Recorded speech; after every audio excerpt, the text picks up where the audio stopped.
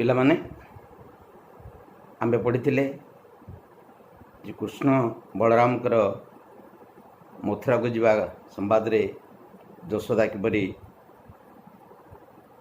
ଭାଳେଇ ହେଉଛନ୍ତି, କିଭଳି ଦୁଃଖ କରିଛନ୍ତି। କୃଷ୍ଣଙ୍କର ଅତୀତ କଥା ମନେ ପକାଇ କେମିତି ଝୁରି ହେଉଛନ୍ତି। ସେ କହିଛନ୍ତି ଯେ କୃଷ୍ଣ, ଯେ କାହ୍ନୁ, ତୁ ଯଦି ମଥୁରାକୁ ଯିବୁ, ମୁଁ କାହାକୁ ବେଶ କରେଇବି, କାହା ମୁଣ୍ଡରେ ଫୁଲ ବାନ୍ଧିକି ବେଶ କରେଇବି, କାହାକୁ ଚନ୍ଦନ, ଅଗୁରୁ, କୁଙ୍କୁମ, କସ୍ତୁରୀ ଆଦି ଏ ଚତୁଃସମ କାହା ଅଙ୍ଗରେ ଲେପନ କରିବି, କାହା ଆଖିରେ କଳା ଦେବି, ଆଉ ବାପାଙ୍କୁ ଧରିକି କିଏ ରାତିରେ ଜହ୍ନ ମାଗିବ, ଚନ୍ଦ୍ର ମାଗିବ, ଏ କଥା ଭାବିଛନ୍ତି। ତାପରେ ସେ ଲେଖିଲେ କବି ଯେ ବାନ୍ଧିବି କାହାର କେଶ, କୁସୁମେ କରି ସୁବେଶ, କାହା ଲଲାଟରେ ଦେବି ଚିତା। କ'ଣ କହୁଛନ୍ତି? ବାନ୍ଧିବି କାହାର କେଶ। ଯଶୋଦା ମନେ ପକାଉଛନ୍ତି, ଭାଳି ହେଉଛନ୍ତି ଯେ ହେ କୃଷ୍ଣ, କହ ତୁ ଚାଲିଗଲେ ମୁଁ କାହା କେଶ ବାନ୍ଧିବି। ଅର୍ଥାତ୍ ଯଶୋଦା କୃଷ୍ଣଙ୍କର କେଶକୁ କଣ୍ଡେଇକି ବାନ୍ଧି ଦେଉଥିଲେ କେତେ ସୁନ୍ଦର ଭାବରେ, ଯାହାକି ଆକର୍ଷଣ ଅଧିକ ଲାଗୁଥିଲା। ସେ କିନ୍ତୁ କହୁଛନ୍ତି ତୁ ଯଦି ଚାଲିଯିବୁ ମଥୁରାକୁ, ତାହେଲେ ମୁଁ କାହାର କେଶ ଏମିତି ସୁନ୍ଦର କରି ବାନ୍ଧିବି। କେମିତି? କୁସୁମେ କରି ସୁବେଶ। କୁସୁମେ ମାନେ ଫୁଲରେ ସୁନ୍ଦର ବେଶ କରିକି କାହା ମଥାକୁ ବାନ୍ଧିଦେବି। ମୁଣ୍ଡ ବାନ୍ଧି ଦେଇକି ତା ଚାରିପଟେ ଫୁଲର ହାର କରିକି ତା ବାନ୍ଧି ଦେଉଥିଲେ। ମୟୂର ଫୁଲ ମୟୂର ପୁଛ ଟିକେ ଲଗେଇ ଦେଉଥିଲେ, ଏଠି ସୁନ୍ଦର ଭାବରେ ସେ କଥା ଭାବୁଛନ୍ତି। ତୁ ଚାଲିଗଲେ ଏଭଳି କେଶ ମୁଁ କାହାର ବାନ୍ଧିବି। ଆଉ କ'ଣ କରିବେ? କାହା ଲଲାଟରେ ଦେବି ଚିତା। ଲଲାଟ ମାନେ ମଥା, କହିଲେ କାହା ଲଲାଟରେ ଚିତା ଦେବି। କୃଷ୍ଣଙ୍କ ମଥାରେ ଚିତା ଦେଖିଛ, ଏମିତି ଚିତା ଦିଆ ହେଇଥାଏ, ଦିଗଡ଼ ଧାର ହେଇକି। ସାଧାରଣତଃ କୃଷ୍ଣ ପ୍ରେମୀ ଯେଉଁମାନେ ବୈଷ୍ଣବ ସମସ୍ତେ ମୁଣ୍ଡରେ ଚିତା ଘିନନ୍ତି, ଦେଖିଥିବ। ସେଇ ଚିତା ହେଉଛି କୃଷ୍ଣଙ୍କର ଚିତା। ସେ ଯଶୋଦା କହୁଛନ୍ତି କାହା ମଥାରେ ଏମିତି ମୁଁ ଚିତା ଲଗେଇଦେବି। ଆଉ କ'ଣ କରିବି? କାହାର କର୍ଣ୍ଣେ କୁଣ୍ଡଳ, ଖଞ୍ଜିବେରେ ମୋର ବାଳ। ରେ ପୁଅ, ରେ ମୋ ଧନ, ମୁଁ କାହାର କର୍ଣ୍ଣେ କୁଣ୍ଡଳ, କର୍ଣ୍ଣେ ମାନେ କାନରେ, କାହା କାନରେ କୁଣ୍ଡଳ ପିନ୍ଧେଇ ଦେବି। ଦେଖିଥିବ କୃଷ୍ଣ ତା କାନରେ ସବୁବେଳେ କୁଣ୍ଡଳ ପିନ୍ଧିଥାନ୍ତି। ସେ କହୁଛନ୍ତି କାହା କାନରେ ଏମିତି କୁଣ୍ଡଳ ପିନ୍ଧେଇ ଦେବି, ଆଉ କାହା ପାଇଁ କରୁଥିବି ଚିନ୍ତାରେ ଜୀବଧନ। ଏ ଜୀବଧନ କାହା ପାଇଁ ମୁଁ ଏମିତି ଚିନ୍ତା କରୁଥିବି। କ'ଣ ଚିନ୍ତା? ଯେତେବେଳେ ସେ ବନକୁ ଯାଆନ୍ତି, ଫେରିଲା ବେଳେ ବିଳମ୍ବ ହୁଏ, ସେତେବେଳେ ସେ ଚିନ୍ତା କରୁଥାନ୍ତି ବସିକି କାହିଁକି କୃଷ୍ଣ ଆସିଲା ନାହିଁ। ଆଉ କ'ଣ କରିବେ କହୁଛନ୍ତି? କାହା ଅଙ୍ଗୁ ଧୂଳି ଦେବି ଜାଡ଼ି। ଅଙ୍ଗୁ, ଅଙ୍ଗ ମାନେ ଦେହରୁ, ଅଙ୍ଗରୁ, ଅଙ୍ଗ ମାନେ ଦେହ, କାହା ଦେହରୁ ମୁଁ ଧୂଳି ଜାଡ଼ିଦେବି। ଅର୍ଥାତ୍ କୃଷ୍ଣ ଯେତେବେଳେ ବାହାରେ ସାଙ୍ଗସାଥିମାନଙ୍କ ମେଳରେ ଖେଳିକି ଆସନ୍ତି, ଦେହ ସାରା ଧୂଳି ଧୂସରିତ ହୋଇଯାଇଥାଏ। ତାକୁ ଦେଖି ଯଶୋଦା ନିଜ ପଣତରେ କୃଷ୍ଣଙ୍କ ଦେହରୁ ଧୂଳି ଝାଡ଼ି ଦେଉଥିଲେ। ଏଠି ଯଶୋଦା ସବୁ ମାଆଙ୍କର ପ୍ରତୀକ। ମାଆମାନେ ଯେମିତି ପିଲାମାନଙ୍କ ଦେହରୁ ଧୂଳି ଝାଡ଼ି ଦିଅନ୍ତି, ପିଲା ବାହାରୁ ଖେଳି ଖେଳି ଆସିଲେ ତାକୁ ଗେଲେଇ କରିଦିଅନ୍ତି, ଠିକ୍ ସେମିତି ଯଶୋଦା କୃଷ୍ଣକୁ ଗେଲ କରିଦେଉଥିଲେ, ତାଙ୍କ ଦେହରୁ ନିଜ ପଣତ କାନରେ ଧୂଳି ଝାଡ଼ି ଦେଉଥିଲେ। ସେ କଥା କହୁଛନ୍ତି କାହା ଅଙ୍ଗୁ ଧୂଳି ଦେବି ଜାଡ଼ି। ତୁ ଚାଲିଗଲେ କୃଷ୍ଣ ମଥୁରାପୁରକୁ, ମୁଁ କାହା ଦେହରୁ ଏମିତି ଧୂଳି ଝାଡ଼ିଦେବି। ଆଉ କ'ଣ କରିବି ନା କାହାକୁ ବା ପିନ୍ଧାଇବି କାଛିରେ ଜୀବଧନ। କାଛି ମାନେ କାଚା। କୃଷ୍ଣ ଯେଉଁ ମାନେ ପିନ୍ଧନ୍ତି ଯେଉଁ ଲୁଗାଟାକୁ, ତାକୁ କାଛି ବୋଲି କହୁଛନ୍ତି। କାହାକୁ ଏମିତି ଲୁଗା ପିନ୍ଧେଇ ଦେବି। ଛୋଟ ପିଲାଟେ, ତେଣୁ କଛା ମାରିକି ସେ ପିନ୍ଧେଇ ଦିଅନ୍ତି, ତାକୁ କାଛି ବୋଲି କୁହାଯାଏ। ହେଲେ କାହାକୁ ଏମିତି ମୁଁ କାଛି ପିନ୍ଧେଇ ଦେବି, କାହା ପାଇଁ ଚିନ୍ତା କରିବି ତୁ ଯଦି ମଧୁପୁରକୁ ଚାଲିଯାଉ। ଆଉ କ'ଣ? ଯେତେବେଳେ ବନେ ଯାଉ ସଙ୍ଗତେ ମୋ ପ୍ରାଣ ନେଉ, ନିମିଷେ ବିଚ୍ଛେଦ ନ ସହଇ। ଏ କୃଷ୍ଣ, ଏ କାହ୍ନୁ, ତୁ ଯେତେବେଳେ ବନକୁ ଚାଲିଯାଉ, ସେତେବେଳେ ନିମିଷେ ମୋ ପ୍ରାଣ ନେଉ, ମୋ ସାଙ୍ଗରେ ମୋ ପ୍ରାଣ ନେଉ। ମୋ ଜୀବନଟା ତୋ ସାଙ୍ଗରେ ଚାଲିଥାଏ, ମୋ ପ୍ରାଣଟା ତୋ ପାଖରେ ଥାଏ, ମୁଁ ତୋତେ ହିଁ ଚାହିଁ ରହିଥାଏ। କାହିଁକି ନା କୃଷ୍ଣ ଯେତେବେଳେ ବନକୁ ଯାଆନ୍ତି, ବେଳେବେଳେ ଛତା ନିଅନ୍ତିନି, କଠଉ ନିଅନ୍ତିନି, ଅନ୍ୟ ପିଲାମାନଙ୍କ ଭଳିଆ ସାଙ୍ଗରେ ଚାଲିଯାଆନ୍ତି। ବଣରେ ଖରା ଝାଞ୍ଜିରେ ଭୁଲିକି ଦେହ ହାତ ଝାଳରେ ଓଦା ହୋଇଯାଇଥାଏ। ଖେଳନ୍ତି ସେଠି ସାଙ୍ଗମାନଙ୍କ ସହିତ, ନିଜ ଖାଇବାକୁ ମଧ୍ୟ ଲକ୍ଷ୍ୟ କରନ୍ତି ନାହିଁ। ତାପରେ ବଣରେ ଅନେକ ଅସୁର ମାତିଥାନ୍ତି, ତାଙ୍କୁ ଦେଖି ଡରିଯାଆନ୍ତି ବୋଲି ଯଶୋଦା ମନେ ମନେ ଭାଳି ହେଉଥାନ୍ତି। ସେଥିପାଇଁ ଅଭିମନ୍ୟୁ ସାମନ୍ତ ସିଂହାର ଲେଖିଲେ, ତୁମେ ପଢ଼ିଯିବ ଆଗରୁ, ଯେ ନେଲୁ ନାହିଁ କାହିଁ ପାଇଁ ତ କୋଠାଉଛ ତା, ବନେ କଣ୍ଟା ଲାଗି ହୁଏ ମୃଦୁ ପାଦ, ଚିନ୍ତା ମକଳା ମାଣିକରେ।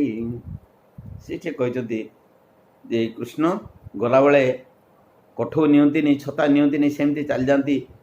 କୃଷ୍ଣଙ୍କ ବିଚ୍ଛେଦରେ ବା କୃଷ୍ଣଙ୍କର ଅବହେଳା କଥା ଶୁଣିକି ମା ଯଶୋଦା ଏଠି ଭାଳୁଥାନ୍ତି, ଆହା ଖାଲି ପାଦରେ ଯାଉଛି ମୋ ପୁଅ, ପାଦରେ କଣ୍ଟା ଲାଗିଯିବ, ଏଇ ଖରା ପାଇକି ଶ୍ରମ ଝାଳ ପାଇକି ସେ ଝାଳରେ ଭିଜି ଯାଉଥିବ, ଏ କଥା ତ ଭାବି ହେଉଛନ୍ତି। ଠିକ୍ ସେ କଥା ଏଠି କହୁଛନ୍ତି ଭକ୍ତ ଶରଣ ଦାସ, ଯେ ଯେତେବେଳେ ବନେ ଯାଉ ସଙ୍ଗେ ତ ମୋ ପ୍ରାଣ ନେଉ, ଯେତେବେଳେ ବଣକୁ ଚାଲିଯାଉ ମୋ ପ୍ରାଣଟା ତ ସାଙ୍ଗରେ ଚାଲି ଯାଇଥାଏ, ମୁଁ ଭାବି ହେଉଥାଏ ତୋରି କଥା। କାରଣ ନିମିଷେ ବିଚ୍ଛେଦ ନ ସହଇ, ନିମିଷେ ବିଚ୍ଛେଦ, ନିମିଷ ମାନେ ଅଳ୍ପ ସମୟ ପାଇଁ ମୁଁ ତୋତେ ଛାଡ଼ିକି ରହିପାରେ ନା। ଯେତେବେଳେ ବଣକୁ ଯାଉ ସାଙ୍ଗେ ସାଙ୍ଗେ ପଳେଇ ଆସୁ, ସେତିକି ସମୟ ବିଚ୍ଛେଦ ମୁଁ ସହିପାରେ ନାହିଁ। ଏବେ ଯିବୁ ମଥୁରାକୁ, ମୋତେ ସମର୍ପି କାହାକୁ, ଚନ୍ଦ୍ରମୁଖ ନ ଦେଖିଲେ ମୁହିଁରେ ଜୀବଧନ। ରେ ଜୀବଧନ, ତୁ ଏବେ ଯେତେବେଳେ ମଥୁରାକୁ ଚାଲିଯିବୁ, କେବେ ଆସିବୁ ଠିକ୍ ନାହିଁ, ମୋତେ କାହା ପାଖରେ ସମର୍ପଣ କରିଦେଇଯିବୁ। ତୋତେ ନିମିଷେ ବା ଅଳ୍ପ ସମୟ ନ ଦେଖିଲେ ଯେତେବେଳେ ମୁଁ ରହିପାରେ ନାହିଁ, ଏଠି ଏତେ ଦିନ ଏ ବିଚ୍ଛେଦ ମୁଁ କେମିତି ସହିବି ବୋଲି ଯଶୋଦା ବାଳି ହେଉଛନ୍ତି। କ'ଣ କରିବେ ନା, ଜୀବନ ହାରିବି ଗଣ୍ଡ ଜଳେ। ଗଣ୍ଡ ତାକୁ କୁହାଯାଏ ଯେଉଁଠି ଗଭୀର ଜଳ ଥାଏ, ତାକୁ ଗଣ୍ଡ କୁହାଯାଏ। ମୁଁ ଜୀବନ ହାରିବି ଗଣ୍ଡ ଜଳେ, ମୁଁ ଗଭୀର ଜଳରେ ଜୀବନ ହାରିଦେବି ବୁଡ଼ିକି, ଆଉ ସହିପାରିବିନି ତ କଷ୍ଟ, ତୋର ଅଭାବ ମୁଁ ଅନୁଭବ କରିପାରିବି ନାହିଁ, ମୁଁ ଶେଷରେ ଗଣ୍ଡ ଜଳରେ ଯାଇକି ଝାସ ଦେବି। କେତେବେଳେ ତୁ ମୋତେ ଅନ୍ତର ହେଲେ ତିଳେରେ, କେତେବେଳେ ସେ ଗଣ୍ଡ ଜଳରେ ଝାସ ଦେବେ ବୋଲି କହିଛନ୍ତି, ପ୍ରାଣ ଦେବେ ବୋଲି ନା, ତୁ ମୋତେ ଅନ୍ତର ହେଲେ, ଅର୍ଥାତ୍ ଏ କୃଷ୍ଣ ତୁ ମୋତେ ଛାଡ଼ିକି ଯଦି ଚାଲିଯାଉ, ତାହେଲେ ମୁଁ ଶେଷରେ ନିଶ୍ଚିତ ସେଇ ଗଣ୍ଡ ଜଳରେ ବୁଡ଼ିକି ପ୍ରାଣ ହାରିବି, ଆଉ କିଛି ଉପାୟ ନାହିଁ। ତାପରେ କହୁଛନ୍ତି, ସର ଲବଣୀ ଅଧାମ, ପକୁଅ ରମ୍ଭା ସୁଧା ସମ, ମୁଖେ ଦେଲେ ଥୁଥୁ କରି ଫିଙ୍ଗୁ। ପୁଣି ସେଇ କୃଷ୍ଣଙ୍କର ବାଳଲୀଳା କଥା ମନେ ପକାଉଛନ୍ତି। କୃଷ୍ଣଙ୍କୁ ଯେତେବେଳେ ଆଦରରେ ଖାଇବାକୁ ଦିଅନ୍ତି, କ'ଣ ସର ଲବଣୀ ଅଧାମ, ଅଧାମ ମାନେ ରାବିଡ଼ି, ଆଉ ପକୁଅ ରମ୍ଭା ସୁଧା ସମ, ପକୁଅ ରମ୍ଭା, ରମ୍ଭା ମାନେ କଦଳୀ, ଅମୃତ ସମ ସେ ଯେଉଁ ପାକଲା କଦଳୀ ତାକୁ ଦେଲେ, ସର ଲବଣୀ କଦଳୀ ଆକୁ ଖାଇବାକୁ ଦେଲେ, ସେ ଥୁ ଥୁ କରି ଫିଙ୍ଗୁ, ଅର୍ଥାତ୍ ଏ ଯେଉଁ ବାଲ୍ୟଲୀଳା ତାଙ୍କର ଦୁଷ୍ଟାମିରେ ନିଜେ ନ ଖାଇକି ଥୁ ଥୁ କରି କାଢ଼ି ପକାନ୍ତି, ମାଆକୁ ହଇରାଣ କରନ୍ତି, ଏଇ କଥା ମନେ ପକାଇଛନ୍ତି। ଯେତେ ରୂପେ ନାଳିଆଇ ପରଶୋଇ ବଳିଆଇ, ନାଳିଆଇ ମାନେ ବୁଝେଇକି ବହଲେଇକି, ଯେତେ ପ୍ରକାର ବହଲେଇକି ତୋତେ ଖାଇବାକୁ ଦେଲେ ମଧ୍ୟ, ପରଶୋଇ ବଳିଆଇ, ବଳିଆ ମାନେ ବଳେଇକି, ଯେତେ ଲୋଭ ଦେଖେଇକି, ଯେତେ ବୁଲେଇକି ତୋତେ ଜୋର କରି ଖାଇବାକୁ ଦେଲେ, ତୁ କ'ଣ କରୁ, କୂପେ ଉଠି ପାକ ଭାଣ୍ଡ ଭାଙ୍ଗୁରେ ଜୀବଧନ। କୂପେ ଗୋଟେ ରାଗି ଯାଇକି କ'ଣ କରୁ, ପାକ ହାଣ୍ଡି ମାନେ ରୋଷେଇ କରାଯାଉଥାଏ ଯେଉଁ ହାଣ୍ଡି, ରନ୍ଧା ହାଣ୍ଡି, ସେ ହାଣ୍ଡିକି ଯାଇକି ଭାଙ୍ଗି ଦେବୁ। ଏ ତାର ପିଲାଳିଆମି। ଏ କହନ୍ତି, ତୋତେ ଯେତେବେଳେ ଖାଇବାକୁ ଦଇ ଜୋର କରି ଖୁଆଏ ସର ଲବଣୀ ଅଧାମ, କାହିଁକି, କୃଷ୍ଣଙ୍କର ଏଇ ସର ଲବଣୀ ହେଉଛି ଅତି ପ୍ରିୟ ଜିନିଷ। ସେଇଠି ମାନେ ତାଙ୍କର ଏଇ ଯେଉଁ ଖାଇବା ଗୁଣକୁ ଦେଖିକି ବେଦବ୍ୟାସ ଚିନ୍ତାମଣିରେ ଅଭିମନ୍ୟୁ ସାମନ୍ତ ସିଂହାର ଲେଖିଲେ, ଗୋଟିକା ଅଧାମ ଶରଣରୁ ଚଇ ତୋତେ, ନାଚି ଲାଞ୍ଚ ମାଗୁ ଥାଉ ଲବଣିକେ, ମନ୍ତେ ମକଳା ମାଣିକରେ। ତାକୁ सर राबिड़ी इत्यादि जिते देले तांको लुचे नहीं, कारण कृष्णकर केवल लहुड़ी रे श्रद्धा बोली सेठी कहते। से नाचिकी बड़ेकी खाली लहुणी खाइबा को चाहती। ये से कथा यशोदा को भक्त शरण दास यशोदा को मुखर ये कहते कौन सर लवणी राबिड़ी पाकेला कदली जेते देले मध्य कृष्ण खाती नहीं, थू थू करी काढ़ी पकाती। अति बड़ेकी देले शेष रागरे जाइकी रंधा हांडी भांगी दौले। से कथा मन पकाउछन्ती अरे एटी मु जेतले थिलु मु सिना तते खई दउथिली, एमती बळेकी दउथिली, तू खाउथुलु, खाउन रागी जाइकी भांगी दउथुलु, एते सब करूथुलु। जेतले मथुरा को चली जीवु सेठी कोन करिवु, जेबे जीवु मथुरा एबे दूर होइबो से कथा एबे दूर हो जीवो, आउ हबो नाही, से कथा घटिबो नाही। एठी जे तू आउ मु तते बळेकी खइबे नाही, बा तू पाक हांडी आउ भांगीबो नाही। कि न करले दारुण विधाता, ही दारुण ही निष्ठुर विधाता कौन न कला जी मु तो पाई एते करूथली, जेते कले मध्य तू खाऊ नथुलु, भांगी देउथुलु, थू थू करी फोपाड़ी देउथुलु। ए जो पिलाड़ी आम देखुलु आज आउ सेतक रहिबा नाही। विधाता आज कौन न कला सते, आउ कौन भाड़ी होचंती यशोदा कृष्ण का कथा। छाई की अनाई डरू धाई मते कूल करू, बसने घुड़ाई मुख गोटी। कृष्ण जो निज छाई को देखती डरी जाती। साधारण से छोट पिला माने छाई को देखिले डरती, कृष्ण सेमिति छाई को देखिले डरी जाती। डरी देकी दौड़ी जाइकी माँ को कंढे पकाती। से कथा कहते छाई की देखिले डरू धाई मते कूल करू, धाई धाई की दौड़ जाइकी मते कूल करू, कूल कर मते कंढे नौ। आउ कौन करू डर रे बसने मो ए बसने घुड़ाई मुख गोटे, बसने माने लुगारे मुहटा को घुड़े पको जाइकी। यशोदा भाड़ी होचंती छाई को देखी जी डरे दौड़ी आसिक मो कोल रे लुचि जाए, लुगा मुहरे लुगा घोड़े पकाए। आउ कौन हुए हेउ थाउ थर थर देखिले अंधार घर। आउ कौन कहले अंधार घर देखिले थर हर डरी जाऊ, डरिकी थरु थाऊ। कृष्ण निज छाई की देखिले डरुथिले, अंधार घर देखिले डरुथिले, काड़े सेठी किछ भूत थिबो। आउ कौन करती उच्च पावच्छ नपार उठी रे जीवधन, हे जीवधन हे कान्हू तू उच्चा पाहाच, पावच्छ माने पाहाच, उच्चा पाहाच भी चढ़ी पारु ना। सेठी छाई की देखिले जे डरे, अंधार घर देखिले डरे, जे उच्चा पहाड़ ए पाहाच बड़ बड़ पाहाच उच्च पाहाच जे चढ़ी न पारे, से मथुरा को गले कौन न करिबो। कारण मथुरा रे कौन अछि मधुपुरे हस्ती घोड़ा मान, मधुपुरे अर्थात मथुरा रे बड़ बड़ हाथी घोड़ा सब देखिबो। सेगुड़ी जेतेबेले गर्जिबे, गर्जिले नपुण डरू श्यामरे। हाथी घोड़ा मथुरा रे जेतेबेले देखिबो, से हाथीर गर्जन घोड़ार गर्जन शुणिले तू निश्चित डरिबु। गर्जिले नपुण डरू श्यामरे, हे श्याम हे कानू सेमान गर्जन शुणिले तू सेठी डरुथिबु। आउ कौन कहते कांथे देखी चित्र पंती नाना भयकर मूर्ति। कांथरे देखी चित्र पंती, पंती माने समूह, कांथरे विभिन्न प्रकार चित्र सब देखिकी विभिन्न नाना भयंकर मूर्ति, कांथरे जदि किसी भयंकर छवि अंका जाइए से सब देखिकी कौन करू भये जाऊ से घर पलाई। बड़ भयंकर छवि सब देखिए डरी जाऊ, डरिकी से घर छाड़ी पड़ू। भये जाऊ से घर पलाई। एबे कंसपुर जीवु, एबे कंसपुर जीवु अर्थात मथुरा को जीवु, गले कौन देखिबो राक्षस मान देखिबो। ये कथा कहीं कहते ना जी भयंकर मूर्ति देखे देखिक डरी जाए, भयंकर मूर्तिर चित्र देखिक डरी जाए, सी जो मथुरा को जीव, मथुरा रे भयंकर राक्षस माने सब अच्छा विचित्र से गुड़िक देखिले डरीज।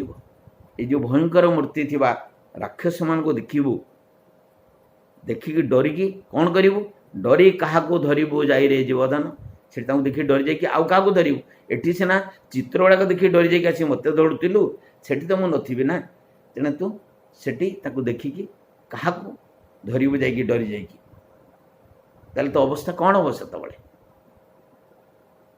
माए बोली डाकबू क्या, एटी जमी डरी जाकि माँ माँ बोली डाक आसी कुंडे पकाऊ, सेठी देखिए डरी जाकि ये माँ बोली क्या डाकबू, माए बोली डाकबू क्या माँ बोली डाकबू,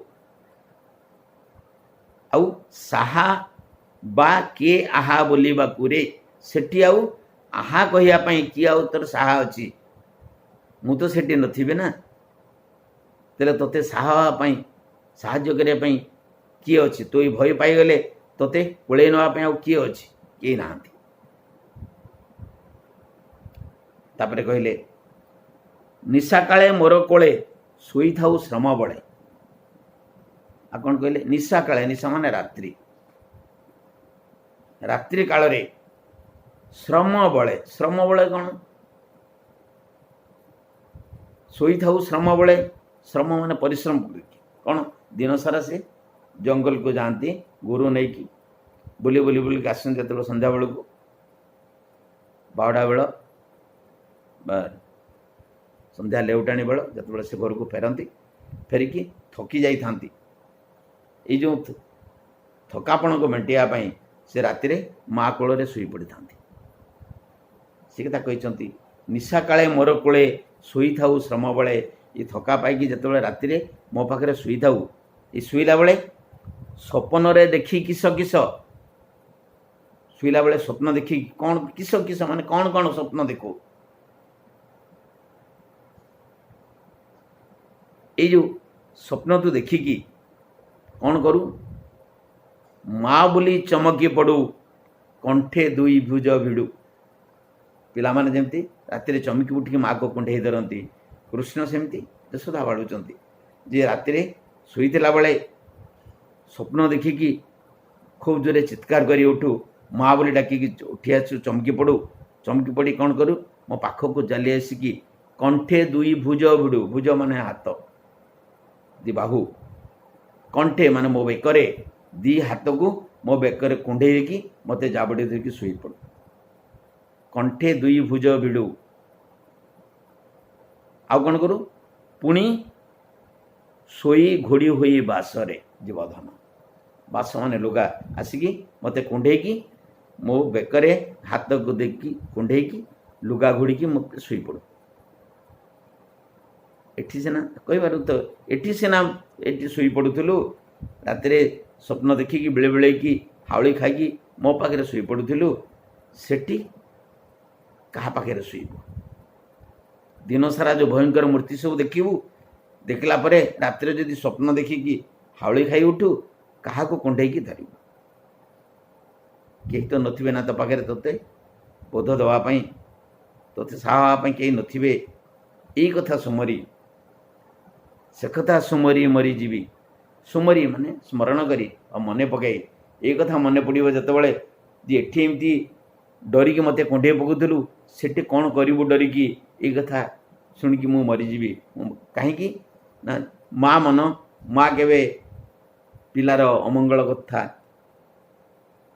भाभी पारे नहीं बा चिंता करिकी रही पारे नहीं, से कहते ये कृष्ण ये कान्हू तू जिते सेठी एमती डरीजु क्या कुंडेबू मु भाभी पार नहीं, देख तो अवस्था कौन हम सेठी, आउ कौन उठ बोली क्या डाकबी रे, राति थका है जो शोई जाऊ सकाळ पर्यंत,